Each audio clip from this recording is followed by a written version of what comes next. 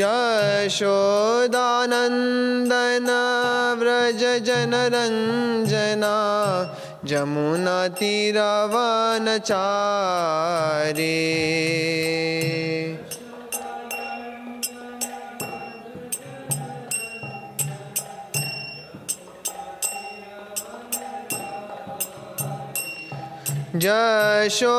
यशोदानन्दन व्रज जनरञ्जना जमुनातीरवनचारी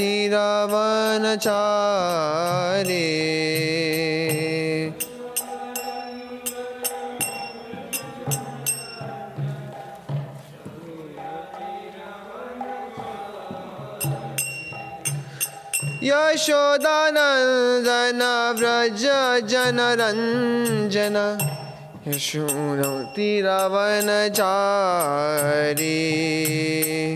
यशोदानन्दन व्रज जनरञ्जना जमुनातीरवनचारी जय राधा माधव कुञ्ज बिहारी गोपी जन वल्लभ गिरिवरधारी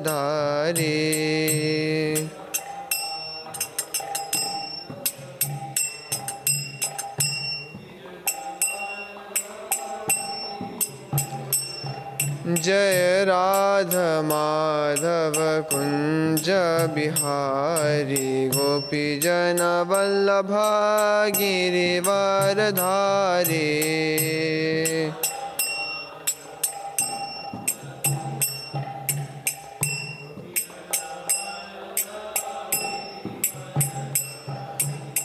यशोदानन्दन व्रज जनरञ्जना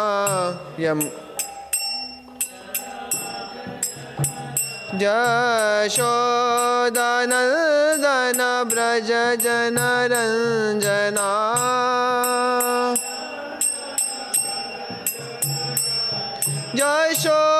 यशोदानन्दन व्रज जनरञ्जना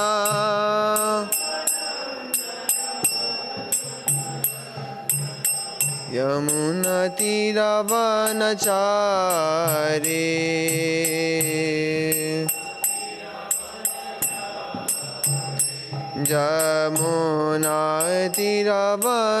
यमुनातीरवनचारी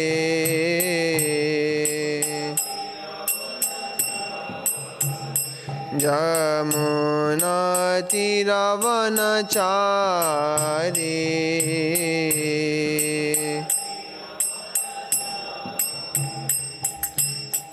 जय राधा माधव कुंज बिहारी गोपी जन वल्लभ गिरिवरधारी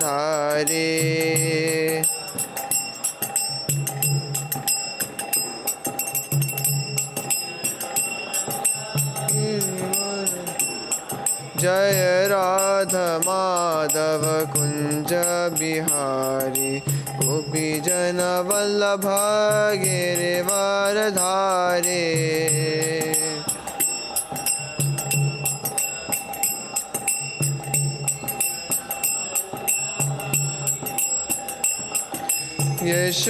यशोदानन्दन व्रज जनरञ्जना यशोदानन्दन व्रज जनरञ्जना यशोदानन्दन व्रज जनरञ्जना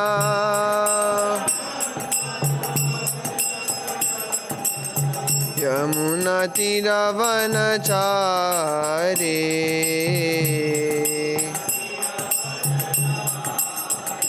यमुनातीरवनचारी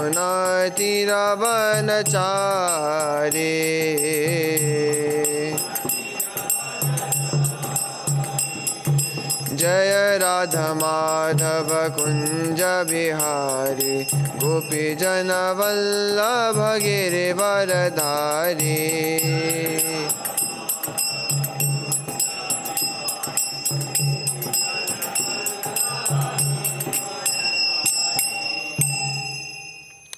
जय ओम विष्णुपाद परमहंस परिव्राजकाचार्य स्तोत्र शत श्री श्रीमती डिवाइन ग्रेस अभय चरणार विंद भक्ति वेदांत स्वामी श्रील प्रभुपाद की अनंत कोटि वैष्णव वृंद की नामाचार्य श्रील हरिदास ठाकुर की प्रेम से कहो श्री कृष्ण चैतन्य प्रभु नित्यानंद श्री अद्वैत गदाधर श्रीवासादि गौर भक्त वृंद की कलियुग पावन श्री हरिनाम संकीर्तन महायज्ञ की श्री श्री राधा गोविंद देव की श्री श्री जगन्नाथ बलदेव सुभद्र महारानी की श्री श्री गौनिताय की श्रील प्रभुपाद की ग्रंथराज श्रीमद्भागवतम की निताय गौर प्रेमानंदे। ओम नमो भगवते वासुदेवाय ओम नमो भगवते वासुदेवाय ओम नमो भगवते वासुदेवाय नारायणं नमस्कृत्य नरं चैव नरोत्तमं देवीं सरस्वतीं व्यासं ततो जयमुदीरयेत्। नष्टप्रायेषु भद्रेषु नित्यं भागवत सेवया भगवती उत्तमश्लोके भक्तिर्भवती नैष्ठिकी। कृष्णाय वासुदेवाय देवकी नंदनाय च नन्दगोपकुमाराय गोविन्दाय नमो नमः। कृष्णे स्वधामोपगते धर्मज्ञानादिभिः सह कलौ नष्टदृशाम् एष पुराणार्कोऽधुनोदितः। Hare Krishna, we are studying Srimad Bhagavatam, Canto 4, Chapter 12, entitled Dhruva Maharaj Goes Back to Godhead. Text number 30.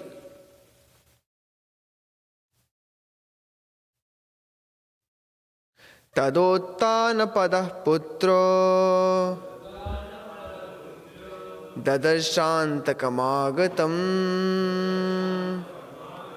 mrityormurdni padam dattva आरुरोहाद्भुतं गृहम्। तदोत्तानपदः पुत्रो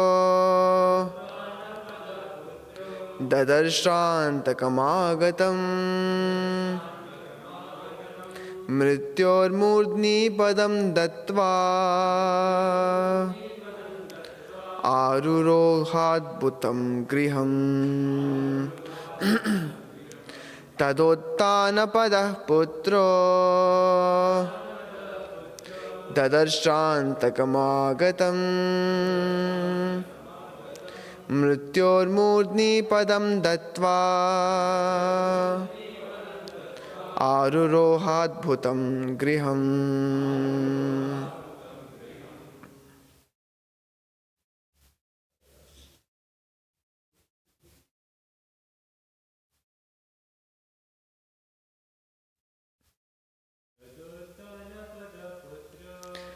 तदोत्तानपदः पुत्रो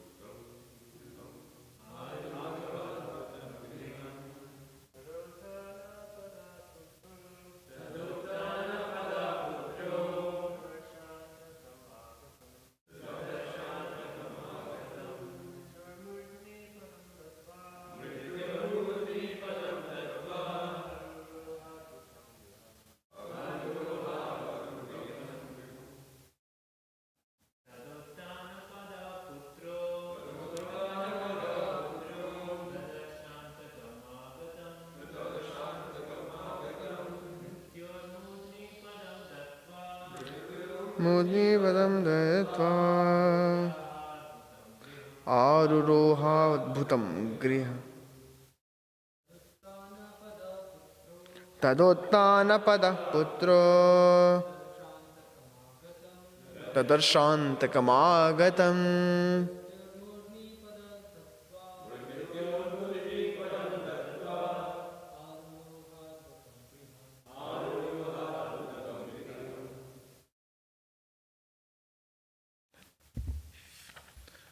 Tada, then, Uttanapada of King Uttanapada, Putraha, son, Dadarsha, could see, Antakam, death personified, Agatam, approached him, Mrityo Murdhani, on the head of death, Padam, feet, Dattva, placing, Aruroha, got up, Adbhutam, wonderful, Griham, on the airplane which resembled a big house.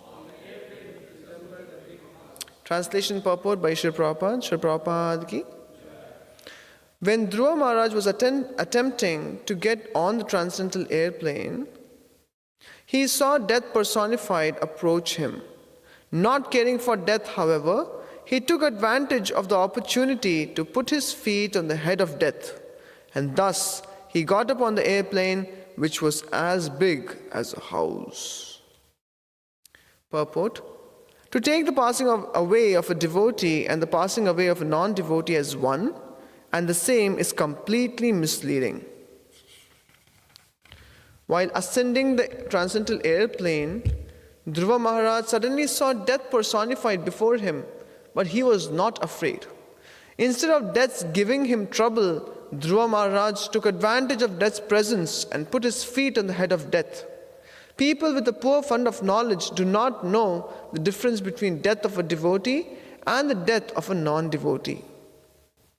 In this connection, an example can be given. A cat carries its kittens in its mouth. It also catches a rat in its mouth. Superficially, the catching of the rat and the kitten appear to be one and the same, but actually they are not. When the cat catches the rat in its mouth, it means death for the rat. Whereas when the cat catches the kitten enjoys it. When Dhruva Maharaj boarded the airplane, he took advantage of the arrival of death personified, who came to offer him obeisances. Putting his feet on the head of death, he got up on the unique airplane, which is described here to be as big as a house, Griham. There are many other similar instances in Bhagavad literature. It is stated that when Kardama Muni created an airplane to carry his wife, Devahuti, all over the universe, the airplane was like a big city, carrying many houses, lakes, and gardens. Modern scientists have manufactured big airplanes, but they are packed with passengers who experience all sorts of discomforts while riding in them. Material scientists are not even perfect in manufacturing a material airplane. In order to compare to the plane used by Kardama or the plane sent from Vishnu Loka, they must manufacture an airplane equipped like a big city with all the comforts of life, lakes, gardens, parks, etc. The airplane must be able to fly in outer space and hover and visit all other planets. If they invent such a plane, they will not have to make different space stations for fuel to travel into outer space. Such a plane would have an unlimited supply of fuel, or like the plane from Vishnu Loka would fly without it. Om Ajnanatimirandasya Jnananjana Shalakaya Chakshurunmilitam Yena Tasmai Shri Gurave Namaha Shri Chaitanya Manobhishtam Stapitam Yena Bhutale Swayam Rupa Kadamayam Dadati Swapadantikam Vandeham Shri Guroho Shri Yuta Padakamalam Shri Gurun Vaishnavamscha Shri Rupam Sagrajatam Sahagana Raghunathan Vitam Tam Sajivam साद्वैतं सावधूतं परिजनसहितं कृष्णचैतन्यदेवं Shri Radha कृष्णपादान् सहगणललिता श्रीविशाखान्वितांश्च। नमो ॐ विष्णुपादाय कृष्णप्रेष्ठाय भूतले श्रीमते भक्तिवेदान्तस्वामिन्निति नामिने। नमस्ते सारस्वते देवे गौरवाणी प्रचारिणे निर्विशेषशून्यवादी पाश्चात्यदेशतारिणे। नमो महावदन्याय कृष्णप्रेमप्रदायते कृष्णाय कृष्णचैतन्यनाम्ने गौरत्विषे नमः। हे कृष्ण करुणा सिन्धु दीनबन्धो जगत्पते गोपेश गोपिकान्त राधा कान्त नमोऽस्तुते। तप्त काञ्चन गौरांगी राधे वृन्दवनेश्वरी वृषभानुसुते देवी प्रणमामि हरिप्रिये। वाञ्छाकल्पतरुभ्यश्च कृपा सिन्धुभ्य एव च पतितानां पावनेभ्यो वैष्णवेभ्यो नमो नमः। जय श्री कृष्ण चैतन्य प्रभु नित्यानंद श्री अद्वैत गदाधर श्रीवासादि गौर भक्त वृंद। हरे कृष्ण कृष्ण कृष्ण हरे हरे, हरे Ram Ram Ram Hare Hare. When Dhruva Maharaj was attempting to get on the transcendental plane, he saw death personified approach him. Not caring for death, however, he took advantage of the opportunity to put his feet on the head of death, and thus he got up on the airplane, which was as big as a house. So we welcome all the devotees for Bhagavatam class. I would like to seek the blessings of all of you to be able to speak in line with what Prabhupada is saying. Tada uttanapada putro dadarshantaka magatam mrityor murni padam datva arurohadbhutam griham. Here in today's purport, Sri Prabhupada is talking about two things. One is how the death of a devotee is not equivalent to the death of a non-devotee. And second, he also talks about whatever materialistic advancement a person makes, the scientists make in this world, the modern scientist, it can never match the science of Krishna. It is a poor imitation. Okay. So, we see in this world, actually once upon a time, there was a conference of all the scientists of the world. And they were discussing that we are now very well advanced. We don't need God anymore. So they chose two spokespersons and they decided that let us go to God and tell him that we don't need you anymore. You're on your own, we are on our own. So don't interfere. You were helping us all this time, but now we are fully sufficient, self-sufficient. So the two scientists, the spokesperson, they went to God and said what they had to say, that we don't need you anymore. So God, out of his great compassion, he said, see, before you let me go, let us first of all have a competition, just so that you can prove that you don't need me. Scientists looked at one another and said, okay, that's not a problem. The scientist, the Lord told the scientist that challenge number one is to first create a planet. So, God said, let there be earth, and there was earth. So immediately he brought up one planet. So the scientist's turn to bring up a planet. So they looked at one another and they thought, this is easy. We have already mastered this. Immediately the scientist bent down to pick up some mud to start building. God immediately stopped them and said, you have to get your own mud. Isn't it? So in this way we understand that sometimes trying to prove independence of God is a very foolish thing to do. Why? Because the raw materials, what we depend on, is provided by God. Anna bhavanti bhutani parjanyad anna sambhavaha. In that it is mentioned that anna bhavanti bhutani means the living body subsists on anna, grains. The living body doesn't subsist on nuts and bolts. It doesn't subsist on technology, not on gadgets. Finally, at the end of the day, even an atheist has to eat grains. So, trying to showcase our skill in front of God, to become a competitor, God's competitor. It's like, Prabhupada calls it what is it? Firefly in front of a sun. In the darkness, the fireflies are all very proud. One small firefly comes and shows its certain intensity of light. Then a better firefly comes and exhibits even more light, and he becomes even more proud that I can show more light. Then another bigger one comes, and he is glowing the most. So like that, there's small competition going on amongst the fireflies. But when the sun comes up in the morning, all of them are put to shame. They are nothing in front of the sun. So now, recognizing this fact, the atheistic people are trying to compete with God so much so that they say God doesn't exist. Why? Because if they accept the existence of God, then they know there's a very tough competitor here. So they say he doesn't exist. Very coolly, they just omit him from the competition. Too good to be in the competition. That is Supreme Lord. So the modern man, he makes swimming pools, and the God has made oceans. The modern man makes tube lights, the God has made moonlight, sunlight. The modern man, he is trying to bring out some species by crossbreeding or whatever. The Supreme Lord has already created. What is that verse? 3:10, where Krishna says at the beginning of creation, all the species were there. Anyway, in the Bhagavad Gita it is said. So, in this way, the Supreme Lord has put everything into motion, and the living entities in this world, even if they have to do something, they have to depend on God's creation. Therefore, in Life Comes From Life, there is one chapter entitled as Give God the Nobel Prize. Have you heard that before? Give God the Nobel Prize. Why? Prabhupada said these people are imitating God's creation, or they're using God's creation to create or discover something, and they coolly give their name. Like, for example, the benzene molecule. It is C6H6. In chemistry we study.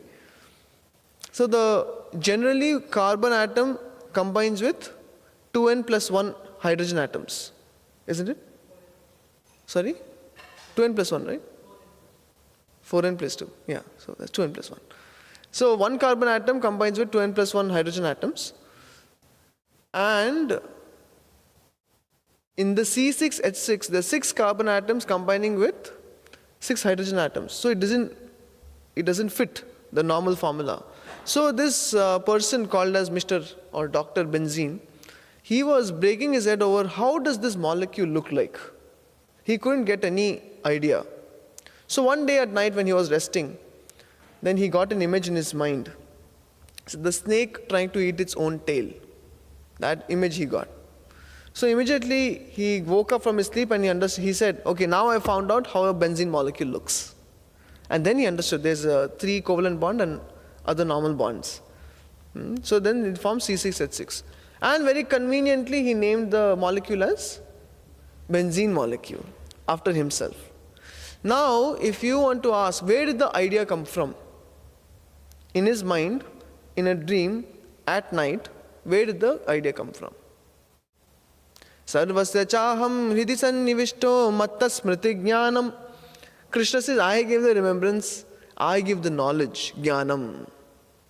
When it is required, Krishna empowers his devotees or the living entities with knowledge. Now the proud scientist, see how are proud people think, yeah, everything, whatever I do in this world is because of me, the doership mentality. So immediately they just discredit anyone else and accept all the credit to oneself. So now this Dr. Benzene, he did not credit God and he called it Dr. Benzene. Now Newton had an apple fall on his head, isn't it? Now when the apple fell on his head, it fell by gravity. And immediately he started thinking. And he discovered the law of different laws. And what do you call now? Newton's laws, isn't it? Newtonian physics. He conveniently named it after himself. So in this way, the people in this world, they take from God, but they don't want to credit God. This is the difference between scientists of the previous era and current.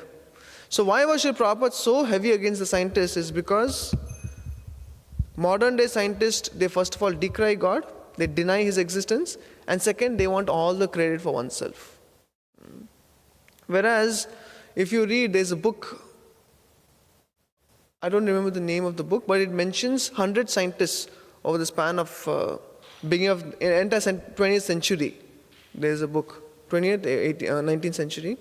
So in this, it is mentioned over 95% of the scientists are theistic scientists, like Kelvin, Heisenberg, all these people, they were all theistic scientists.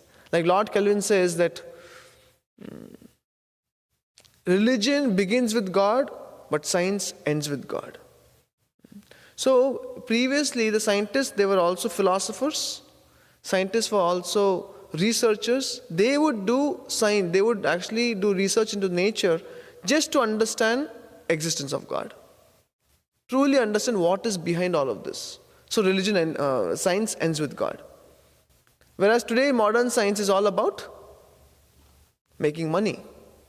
And if it does not, if you don't want to, if you cannot make money through your research, you are first of all not funded. Or you even don't want to pursue it. So therefore the real science, the true science is missing. Why? Because the goal of science is lost.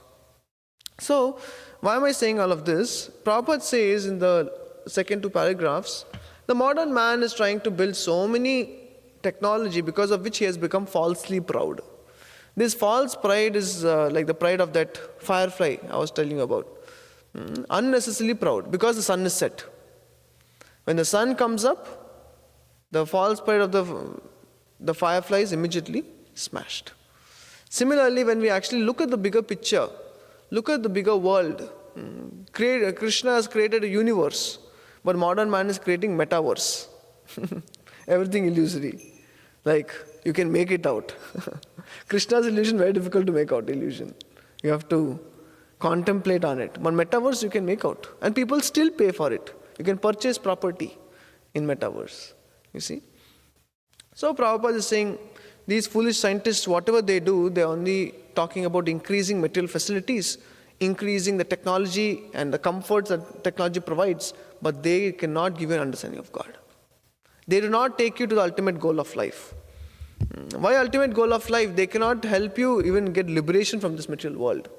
Janma mrityu jara vyadi dukkha doshanu darshanam. How much ever the medical facilities improve, Prabhupada said death rate is 100%. Everyone has to die. Isn't it? You might increase your medical, for every disease you can bring out a vaccine or medical technology, then another disease comes. Before in India there was chicken pox. They brought out some vaccine. Then you had smallpox. They brought out another vaccine. Then you have various other diseases. Then came COVID. Then they bring out some vaccine, but it comes and goes on its own accord. Isn't it? People with vaccine also have died.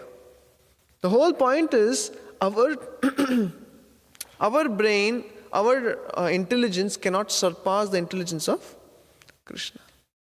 Matta parataram nanyat kinchedasti dhananjaya mai sarvamidam protam sutre manigana iva. Krishna is saying in Bhagavad Gita that beyond me there is no one. I am the supreme, like the apex of a pyramid. Matta parataram na anyat kinchedasti dhananjaya mai sarvamidam protam. The whole cosmic manifestation is maintained by my capacity, by me. But people cannot know me easily. See, if one person is doing everything in the temple, will you recognize him or not? He is only cooking, he is only serving, he is only cleaning, he is only doing arti, you will recognize him, he is such a nice devotee. But Krishna, he does everything, but he cannot be recognized. Why? Sutre manigana eva. He is like the thread that holds the pearls together. He is only known to his devotees. Mudhoyam na bijanati. Because the souls who have turned away from Krishna don't want to know him. He is hidden. As soon as we want to know him, he reveals himself. Like that. So, the materialistic scientists, their efforts to overcome the real problems of life are frustrated because the intelligence is not sufficient. There is only one way, that is by accepting Krishna as the Lord of our lives. So in the first one, Prabhupada is saying, how does Dhruva overcome death? The materialistic scientists, their efforts are frustrated. They cannot quit the cycle of birth and death. Because they cannot do it, they say there is nothing after death. Why? Because they cannot do it. If there was something after death and they couldn't do it, it's like a shame on them. You can laugh at them. So they say, actually there's nothing. So they coolly avoid such topics because they have nothing to do with it. Whereas in the Bhagavatam, we don't avoid such topics. People are talking about art of living. Krishna consciousness, we talk about art of dying. How to die.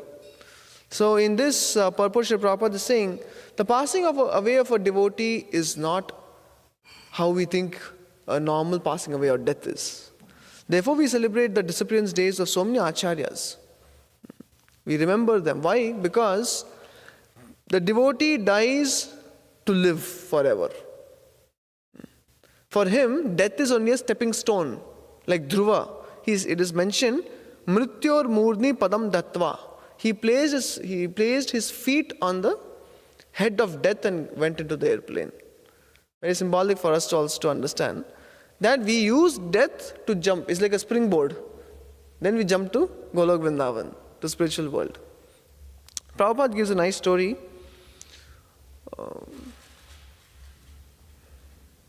I forget the Bengali name, what he gives. Anyway, once a sage was passing by, wise person was passing by.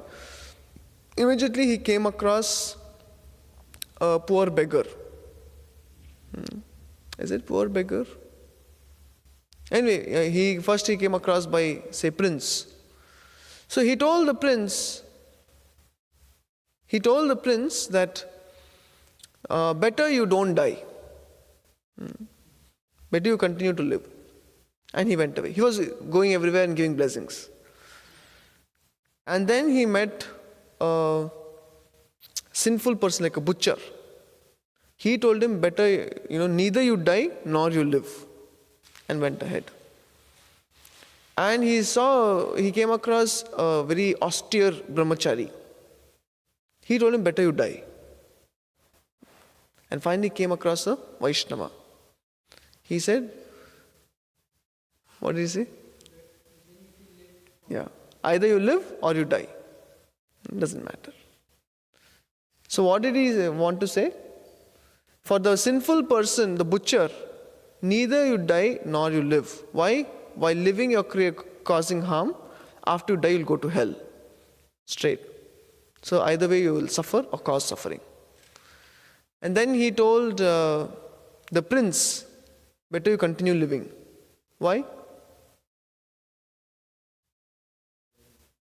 Sorry? Reap the fruits of your good karma as much as possible, but after you die, you're going, because you have led a sinful life, you go to hell. So, enjoy as much as possible, then you can go to hell. And for the austere brahmachari, he said, better you die soon. Why? Yes? He's got a lot of piety, and so? Yes, current life is difficult. After you die, he'll make progress. And for a Vaishnava, either you die or live, doesn't matter. Because wherever you put a Vaishnava, he's constantly serving the Supreme Lord and his children, part and parcels. So, the death for a Vaishnava is not a very serious thing. Of course, it is not a serious thing when we practice Krishna consciousness properly.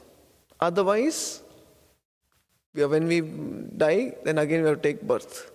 Punarapi jananam, punarapi maranam, punarapi janani jhatare shayanam idu samsare bahudustare kripaya pare pahi murare.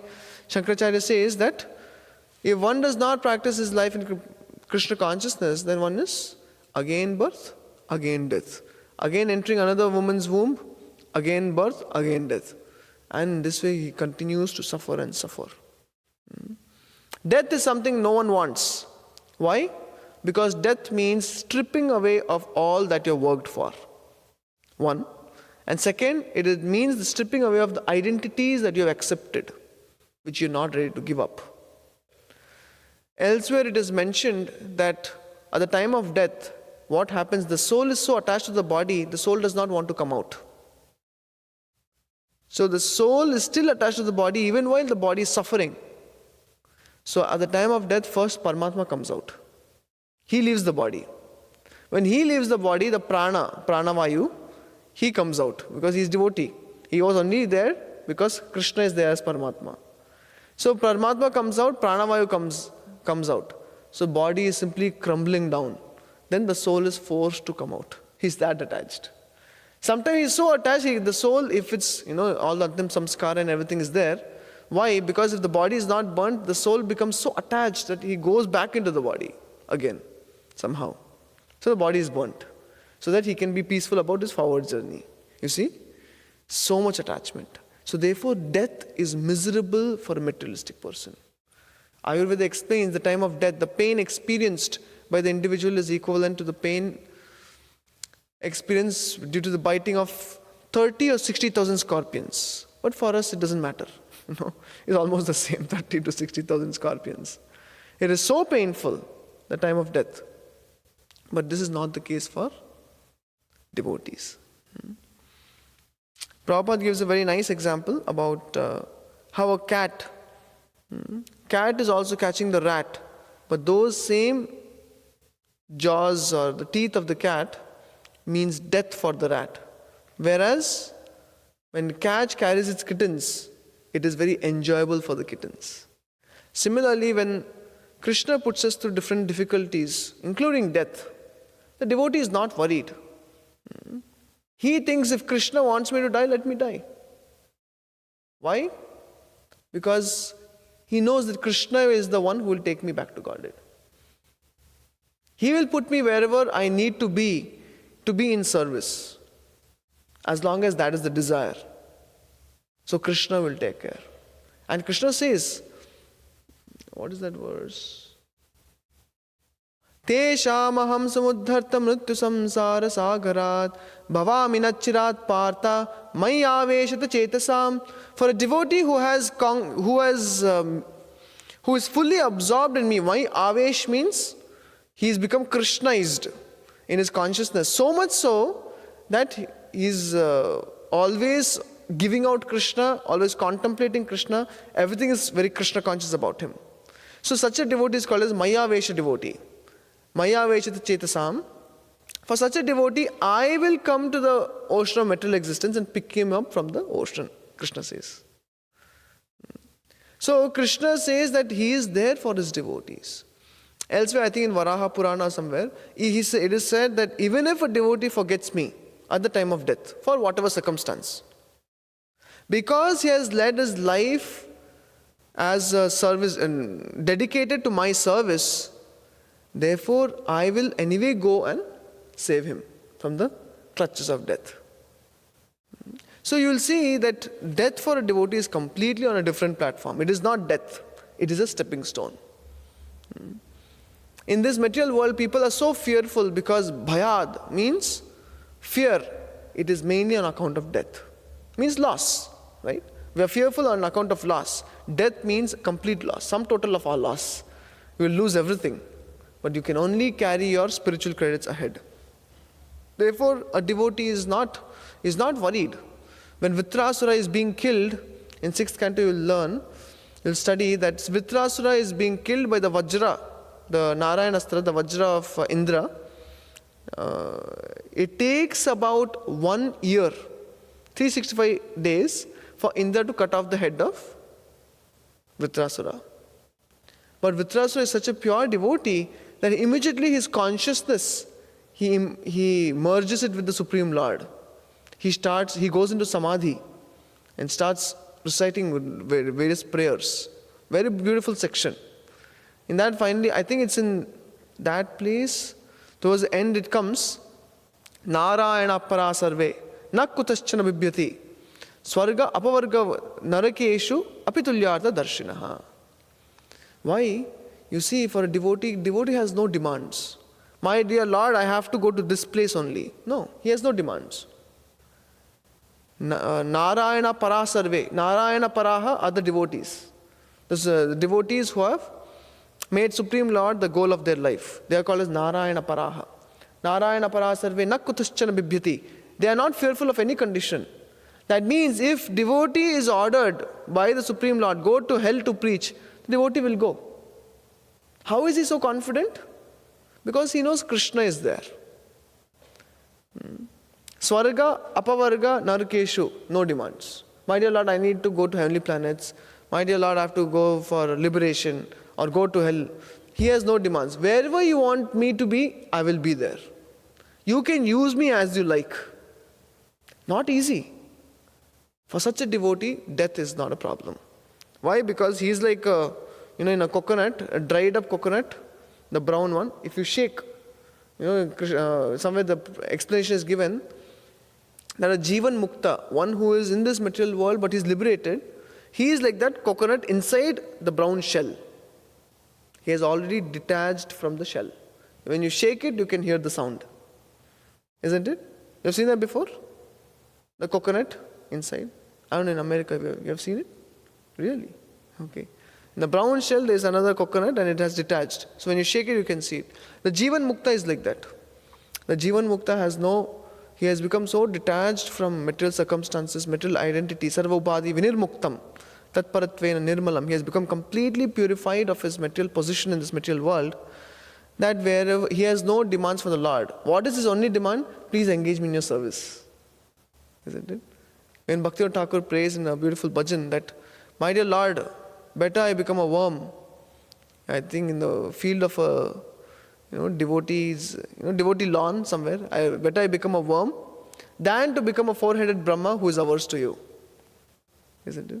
So the devotees, because they have no demands from the Lord, they are happy wherever they are put. And you can see this quality in, it is not a very unknown quality. It is very much observable when we look at the lives of senior devotees. Like once Sri Prabhupada was he was not very happy with the Radha Damodar bus parties. Something happened. I think they were going around taking all the devotees from different temples and everything. And Prabhupada was given these complaints by different temple managers, temple authorities, that they are taking all of our brahmacharis, saying that to be in a temple is Maya. So they would take all the brahmacharis, and then when the Prabhupada got this complaint, he told Tamal Krishna Maharaj that you have to stop this thing, stop the bus party itself. So at that time, there was back and forth with Prabhupada, Tamal Krishna Maharaj and Prabhupada, back and forth going on, argument or some conversation, like strong conversation going on. Then there was a saying, there used to be a saying, that means, the saying was, better I go to China. That means if this is not there, then it's useless, something like that. But the saying was, better I go to China. So Tamal Krishna Maharaj finally said, better I go to China. Prabhupada said, that's a very good idea. So better you go to China. Tamal Krishna Maharaj said, there's nothing happening there. I was just saying for the sake of that statement. But Prabhupada said, no, you go to China. See? But Tamal Krishna Maharaj went to China. Prabhupada used to have a globe in front on his table at all times, and he would keep spinning to see where all we have centers. And any devotee would come, he would stop the globe, and sometimes he will call and say, okay, you go here. With no prior arrangement. Now for us, we are reaping the fruits of the hard work of Prabhupada and his disciples. Now wherever we go, first we contact beforehand, 1 month before. Prabhuji, I am coming here for my studies or whatever. Is there a close by student center or a temple or association of devotees or prasadam? Everything is prearranged. For Prabhupada disciples, there was nothing. What was it?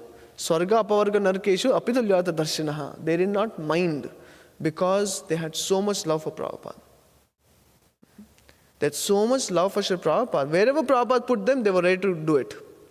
Once Prabhupada was going with, I think, Gurudas Prabhu in the train. The train stopped at Delhi, and on account, before that, someone had complained that there's no preaching happening in Delhi and everything. Some person had come to Prabhupada in the train. And as the train halted at Delhi station, he called for Gurudas Prabhu, and he said, okay, you can get down and start preaching here. It doesn't stop, maybe 20 minutes, I don't know, the longest stop would be 20-30 minutes. That's all the time. Or maybe it was just a quick stop. Stop, he had to get down with no prior arrangement. Isn't it? There's the 6 devotees, the 3 couples. That time even Mataji had Saraswati, child. They went to London. What arrangement was there? No arrangement. So you see, more one surrenders to the will of the Lord, more he feels everything is already arranged. More that surrender to the will of the Lord is not there, then we have to take up the responsibility on ourselves. Just like, say for example, the father is taking the son to the airport. Small son, like 2-3-year-old, barely able to walk. Now if the son says, okay, my dear father, now you don't have to catch my hand. I can handle it myself. Okay, where should I get the boarding pass? Where should I get the passport? Where should I show the passport? Where should I submit my luggage? Can you imagine the amount of responsibility a small child will have if he leaves the hand of his father? Unimaginable. So what does he do? He holds on to the hand of the father. Then father has to worry.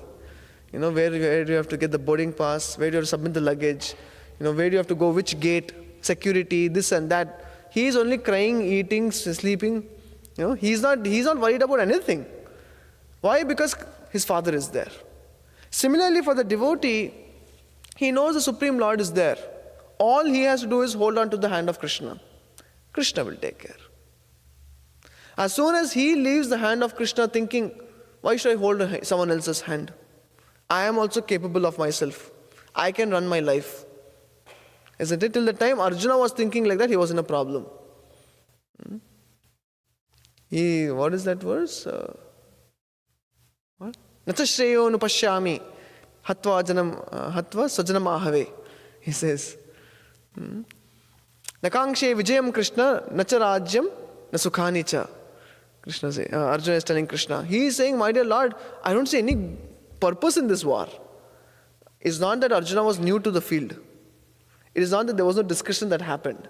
Everything had taken place. They had planned for this war. They had also connected with some allies. Everything was there. Now he's saying, Nacha shayano pashyami. I don't see any long-term benefit of this war. Why? Because he became a coward. He became overwhelmed with the possibility of what will happen after the war, the consequences. So till the time that he was taking responsibility of his life, he was overwhelmed by situation. That moment, as soon as he gave the reins, not of just chariot, but the reins of his life to Krishna, immediately it became confident Arjuna. Arjuna, who was lacking confidence, who was lacking decisive power, he says, no, I don't know whether to be conquered or to conquer. I don't know whether to be, to kill them or to be killed. I'd rather go in front of them unarmed and let them kill me unarmed. I don't mind. See, he was completely confused. And finally he tells Krishna, I don't know anything, you tell me. Karpanya dosho pahata svabhava prichami tvam dharma samuda cheta yat sheyasyanishchitam bruhi tanme shishyasteham shadhimam tvam prapannam. Arjuna is saying that samuda chetaha means I am completely bewildered. What is my dharma now? That time, some conversation happened. Okay, Krishna, what should I do? You tell me. So when he surrendered to Krishna, Krishna gave the Bhagavad Gita. Finally he says, Nashta moha smriti labdha. Now all my illusion is gone and my remembrance is coming back. And that time he says, whatever you want me to do, I will do. Karishye vachanam tava.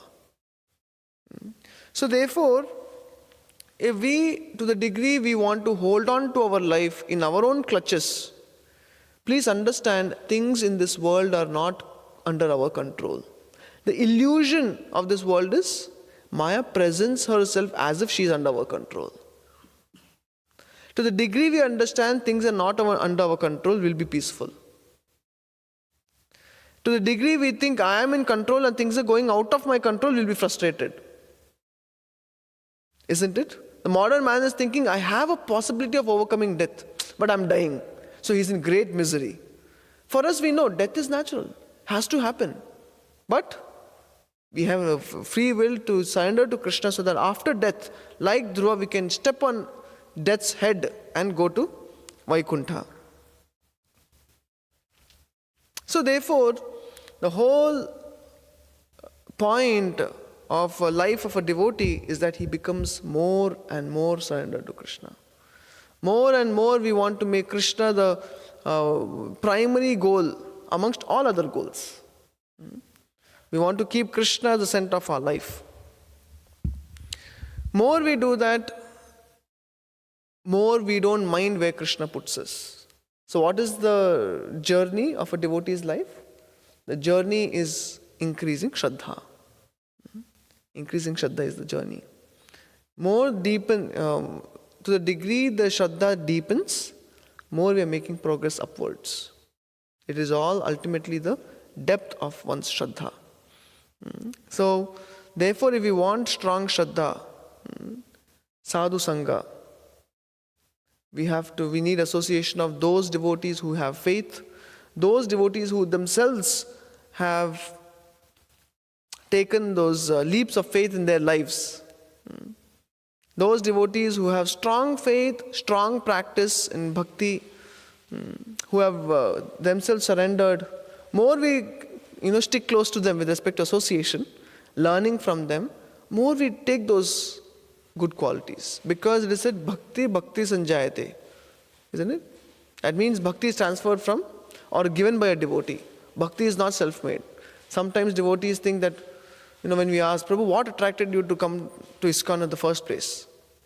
We all know what attracts us, isn't it? What is it? Prasadam. Some devotees say, no, Prabhu, by birth I was Krishna conscious. I was always philosophically inclined. Very rare. I will not say it is not true. It is definitely true. But why ISKCON then? Isn't it? Yeah, one can say philosophy is very strong and everything. But it is actually Krishna makes the arrangements for a devotee. If you only ask a living entity, what do you want? He'll say, give me food, give me shelter, give me place to sleep. But where were we Krishna conscious? But in the life of a devotee comes in our life, he gives Krishna and he goes. Some amount of Krishna he is giving whenever we come across a devotee. And therefore that bhakti in his heart is coming to our heart. Because the bhakti is born of bhakti only. No amount of jnana, karma, vairagya, any of these things can produce bhakti. Bhakti is produced by bhakti. So therefore, more we associate with other devotees, more who are themselves very stable in their practice of Krishna consciousness, more we catch their faith. And in our journey, if we want to make progress, we need faith. Because there are too many elements today present in this world that can destroy our faith.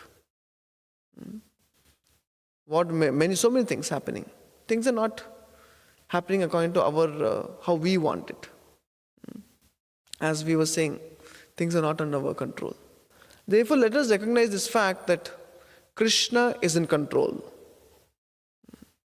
We think if someone is in control, you have to see him controlling it. But Krishna is not like that. He's an invisible controller. Maya tatam idam sarvam jagad avyakta murtina. I am controlling this entire cosmic manifestation through my energies. He is pervaded everywhere through his energies.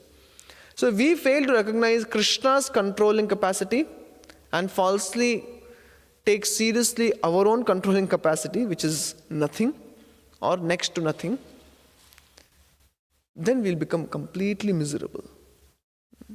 If we want to be peaceful amidst crisis, crisis will be there. If we want to attain some level of peace amongst crisis and be Krishna conscious, then we need to know, let Krishna do it. So do your best and leave the rest to Krishna. Don't just leave the rest. Nothing will happen. But let God do it. We have done our part. Now let God do his part. Not that we done our part, you also want to do God's part. No. It doesn't help. So here, Dhruva is able to go back home, back to Godhead, because he lived a life of dedication to the Supreme Lord. His qualities, as has been, which have been explained over the course of this section of Bhagavatam, of Dhruva Charitra, all his qualities you can make out how these qualities are. He's simply pleasing the Lord by practice of these qualities. Titikshava, karunikaha, suhrida sarvadehinam, ajata shatta shantaha, sadhava sadhu bhushana. All these qualities were actually worn as ornaments by Dhruva. And therefore, like yesterday we were discussing about how he is so respectful to other devotees, how he feels so undeserving to go back to Godhead. That's the qualification. To feel undeserving to go back to Godhead is the qualification to go back to Godhead. As soon as one thing, I think I'm the one who has to go back to Godhead, I'm pretty Krishna conscious, that means you're not Krishna conscious. As soon as we think, I don't deserve it, Krishna says, you deserve it. So the qualities of humility, gratitude, respect to all living entities, what to talk about Vaishnavas, and respecting all paraphernalia as Lord's property, everything, seeing Krishna everywhere, in every situation.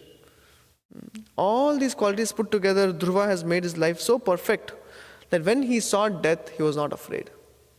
Because he knew, okay, death, finally, that means I can go back to Godhead. That is death for a devotee. Like that. See, not caring for death, however, he took advantage of the opportunity to put his feet on the head of death. Bhaktivinoda Thakur writes, he reasons ill who tells that Vaishnavas die. When thou art living still in sound, the Vaishnavas die to live, and living try to spread the holy name around. Very famous by Bhaktivinoda Thakur. That means the devotees never die. In the sense that they never lose their identity. They're serving here, they're serving next life. And Bhagavatam is replete with so many examples. So many examples. King Ambrish didn't care for death. Jadabharata didn't care for death. Vritrasura didn't care for death. So therefore, more we let the reins of our life in the hands of the Supreme Lord, more we will not care for death. Because Krishna is there in control. More we want to gain control, more we will be frustrated. So I'll pause here. If you have any comments or questions, you can ask.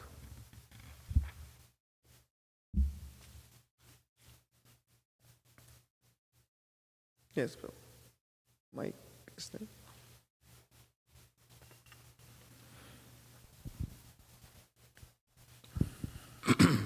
Hare Krishna Prabhu, thank you for the class. You were mentioning about how at the time of death, we lose our sense of identity, and we basically, you go through an ego death, basically, whatever we thought is ours, whatever. That's why I think death is so scary for people, and people don't like to talk about it, because it is all that people know. Like Radhika Raman Prabhu, he gave a class at Chopati, he said, death for a non-devotee is like an axe. The death for a jnani is like an opportunity. And death for a devotee is like an invitation. So, but I still sometimes see that I can philosophically understand that death is, of course, the soul is unborn, eternal. But how do we make that into a conscious reality of living that life that, death is coming, it's a reality, but sometimes we see the pains of life, and we act even in devotee circles that death isn't coming. And then when death comes around us, we're like, oh wow, we're shocked.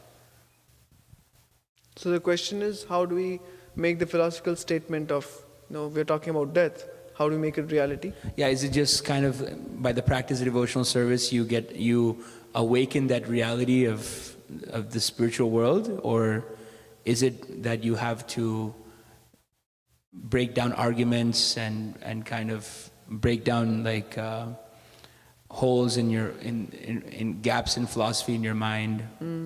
What do you think? Was it Prabhupada who said, one who is, when you take sannyas, you have died, it's a social death or something, it's a suicide? Social suicide, yeah. That means for a person who has already left at the time of, when he has already detached from this material world, what is the fear of losing at the time of death? What is the fear? The loss of what? We can ask. So I think if we want to make it a reality, it is journey. It is not the realizations, Divya Gyan Hriday Prakashito. To the degree we practice Krishna consciousness nicely, Krishna gives those realizations where death becomes no more. See, in illusion, death is something. Like if all the lights are turned off.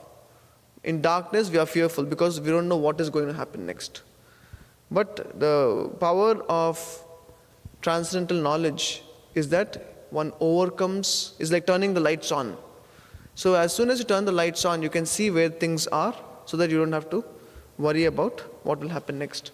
So to make it a reality, I think at least the starting step would be gaining transcendental knowledge. The transcendental knowledge can actually enlighten the devotee, and more one realizes those knowledge on account of his journey in that, on the path of self-realization. Gradually the realization has to dawn that death is nothing. That means, death means to become unattached or detached from whatever we identify ourselves with. For a person who has already identified himself with things of this material world, he's already committed death, suicide. So, to make it a reality, what I'm trying to say is, to make it a reality, to the degree we are practicing Krishna consciousness and become kind of inert to material existence, to that degree, death will not affect. To the degree, even if we are devotees, wearing whatever color cloth, shaven headed, tilak, whatever, we maintain our identities in the material world that I'm a very charismatic speaker, I'm a very vibrant dancer, as soon as I sing, everyone, I melt everyone's hearts, all false ego and false ego. At the end of the day, we are not even brahmachari, for example. So that level, that depth of ego is there. So to the degree we surpass the ego to a true ego, that I'm just Krishna's servant, to that degree death becomes like what Dhruva faces. That it just becomes a stepping stone to go ahead. So in brief, what I'm trying to say is, transcendental knowledge is required. It is a journey. The Krishna consciousness is a journey. And as we proceed ahead, realizations will dawn. And to the degree we are sincere and ready to be able to give up what Krishna wants to take away, the false identities and the false positions, everything, to that degree we have already committed death. So at the time of death, one is happy to go. When Sri Prabhupada was asked, if he had any desires, Prabhupada said, Kuch ichcha nahi, I have no other desire. So in this way, a devotee who lives life dedicated for the Supreme Lord, he knows Krishna is taking care. To the degree we understand that and realize that, to that degree, it doesn't affect us. So, if you have any thoughts or if you want to add anything.